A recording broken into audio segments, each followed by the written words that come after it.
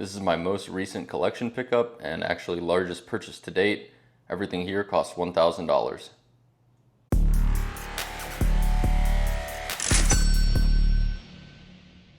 Counting up all the slabs, each of these piles have 10. So this is 50, and this last pile has 8 slabs, so 58 slabs in total. The slabs are really all over the place. You have stuff like first edition Revive, McDonald's promo, you have PSA, CGC. I had never seen this before, but top shelf grading, different CGC label, tag. There's a Beckett in here. And then you have the Point Salad Korean cards, the Beckett 9.5 Japanese. Then we've got some interesting stuff like, for example, the Topps cards. And something I'd never seen before. This is something I've never seen before. It's a Raikou Pokemon Evolutions Metal Volume 2. Prisma foil. It's stickered at $150. She said that is what she paid for it. It tends to be that the higher end pieces of the collection are normally the graded cards. It's actually not the case with this collection.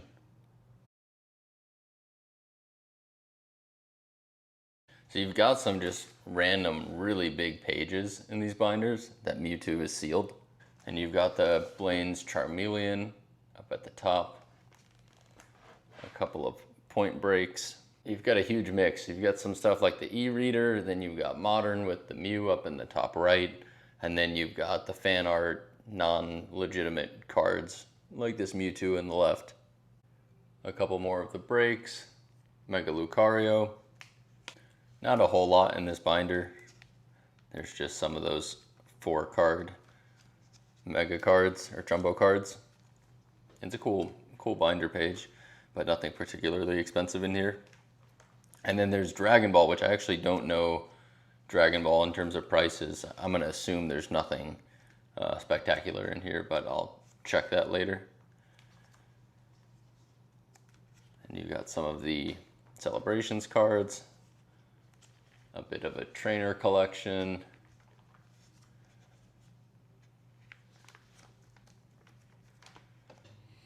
So this binder starts out with some more Celebration stuff. We have the sealed Ancient Mew, some more trainers, and more trainers,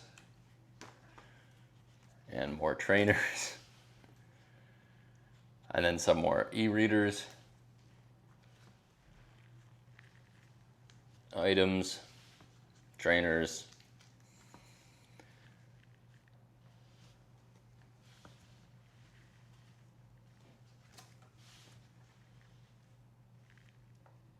some of the McDonald's promos, and more trainers.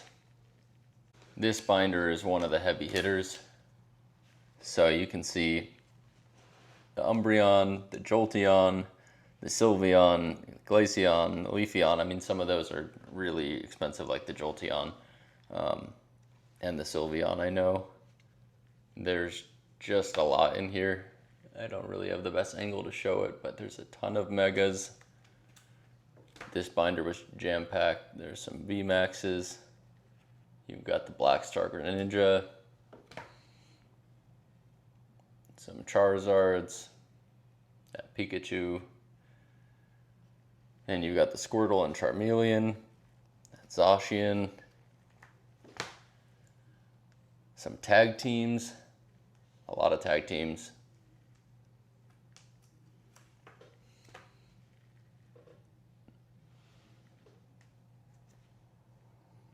The WotC first movie Mewtwo promo.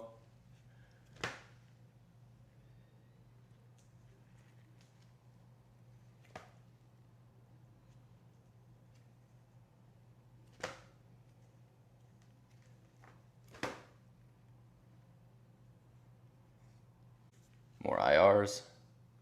Point out that Monkey Dory. This is another big section. Left page, not as much, but this right page over here with that Sylveon. Pretty nice 2 pages here.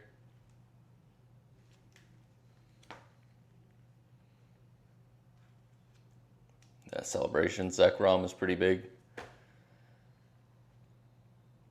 There's the Bulbasaur in the bottom left. Snorlax. There's a couple of cards in the kind of $10 range on these two pages. Like that Snorlax for sure. This is a big page. You got the Mewtwo V-Star in Japanese and then the Charizard V-Star in English. And then the Glaceon, that's another big one. More megas.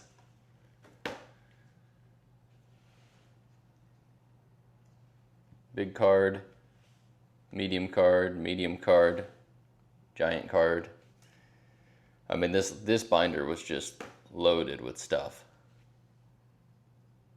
Then we've got the last binder. And then there's some stuff you don't see every day. I don't even know what some of this stuff is, but interesting. A couple more cards that you don't see every day. Some of those I don't know what they are. A couple top-loaded cards.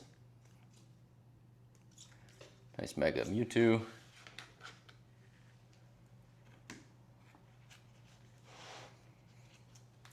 Kind of bulk page. Some reverse hollows, nothing crazy.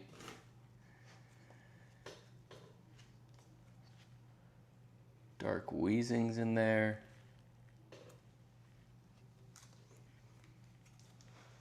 Dark Rapidash.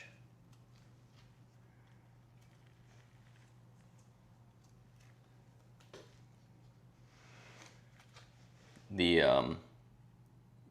Unigaba cards are in there up at the top right. A couple of them. Some more e-readers. Blaine's Vulpix.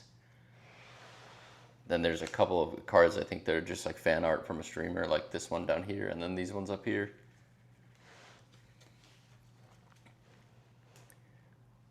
And to finish everything off, two more non-official cards.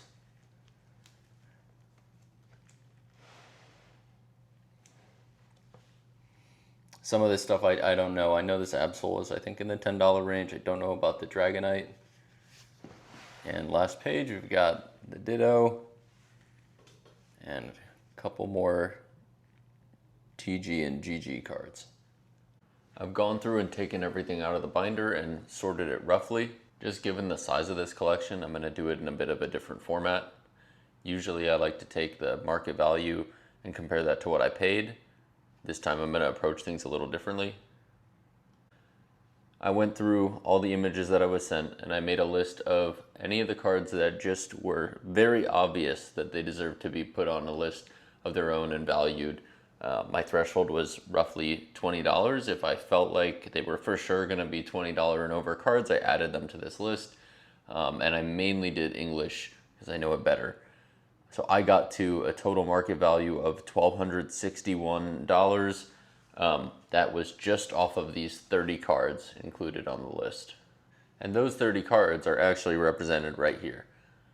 The rest of the collection is considered profit.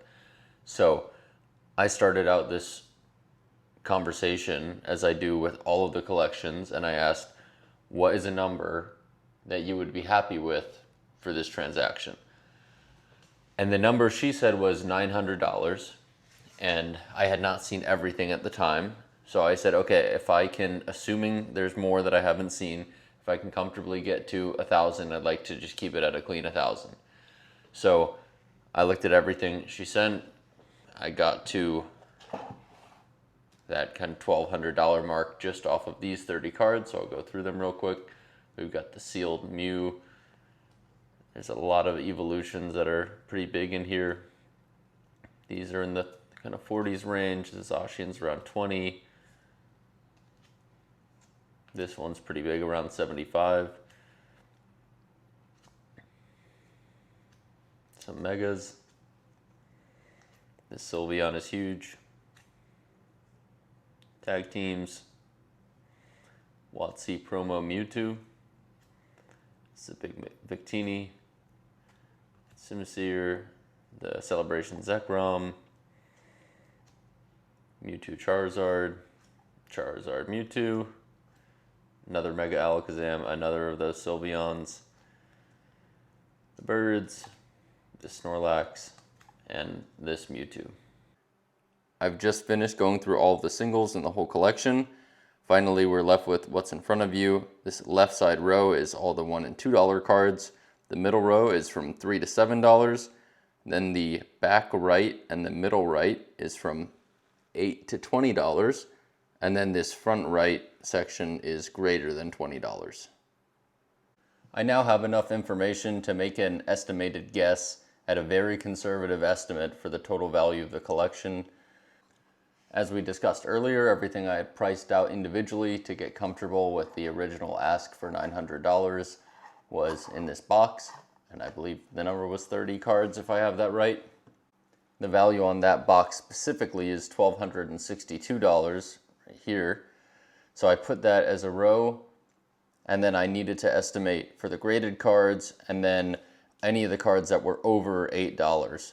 So anything else under $8 in the $3 to $7 and the $1 and $2 stack, I'm just not even including.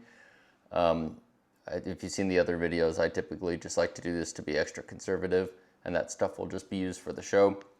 I'm estimating $30 market value in the greater than $20 pile. I think this is still conservative on average, given that there's multiple cards over $50 in that pile and very few at $20. And then for the $8 to $20 range, I'm just using $10, again, staying really conservative here. I think that's probably more realistic that it's around 12 or 14, but still really want to be conservative. And then again, to keep repeating myself, to stay conservative, I just don't have time right now to price out the slabs, and I want to do that closer to the show. So for the sake of just checking the box on categorizing this purchase, I'm just putting $5 for each of the slabs, again, to stay very conservative. So that brings us to a total number of $3.642 thousand, $3,642, and we paid $1,000. This is a very conservative and very incredible 27% margin, comparing what we paid versus the estimated market value. You can't go into any collection expecting something like that, but what you definitely can do is always ask the person you're looking to buy from what number they would be happy with, and then you can back into if that works for you. If you use this method, you're guaranteed to have fun when you're going through everything. You're also guaranteeing that you and the seller both leave the transaction happy.